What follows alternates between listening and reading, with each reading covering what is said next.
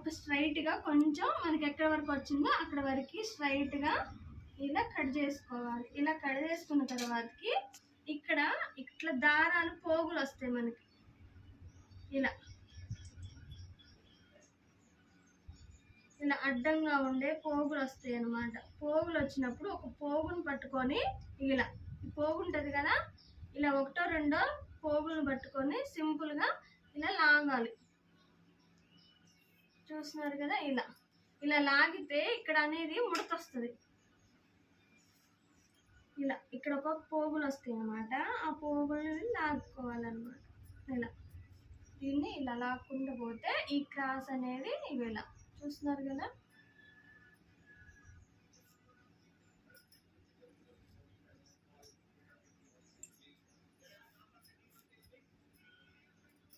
ఇలా ఇప్పుడు దీన్ని ఇలా అనుకుంటే మనకి ఈ లైన్ అనేది మార్క్ అనేది తెలుస్తుంది, మనం ఎక్కడి వరకు తీసుకున్నది ఏందనేది. దీన్ని బట్టి ఇప్పుడు మనం కట్ చేసుకోవాలన్నమాట. ఇలా ఈ పీసు పోతే మనకి తెలుస్తుంది ఎంత క్రాస్ వచ్చిందో. ఇప్పుడు మీకు లైవ్లో చూపిస్తా. మళ్ళీ మీకు ఇక్కడ నుంచి ఒక పీస్ ఇట్లాగే సేమ్ ఇట్లా తీసుకొని లాగడమే. ఏ శారీకైనా ఇంతేనండి.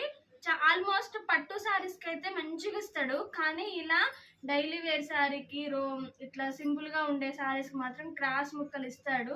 అది మ్యానుఫ్యాక్చరింగ్ పైనుంచి అట్లా వస్తాయండి. కట్ చేసేటప్పుడే ఇగో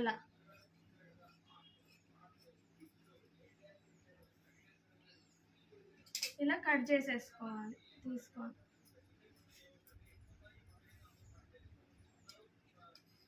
ఇలా ఉన్నప్పుడు ఇలా కట్ చేసుకోవాలి.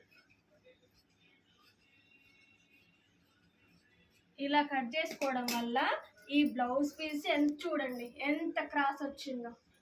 అంటే చూడండి ఇంత క్రాస్ వచ్చింది. దీనివల్ల మళ్ళీ యూజ్ ఏంటి అంటే మనం ఈ సైడ్ అంచులు ఉంటాయి కదండి, ఈ సైడ్ అంచులు కూడా స్ట్రైట్ ఫార్వర్డ్గా మలిచి కుట్టుకోవడానికి కూడా ఈజీ ప్రాసెస్ ఉంటుంది అన్నమాట. ఇప్పుడు ఇది సెట్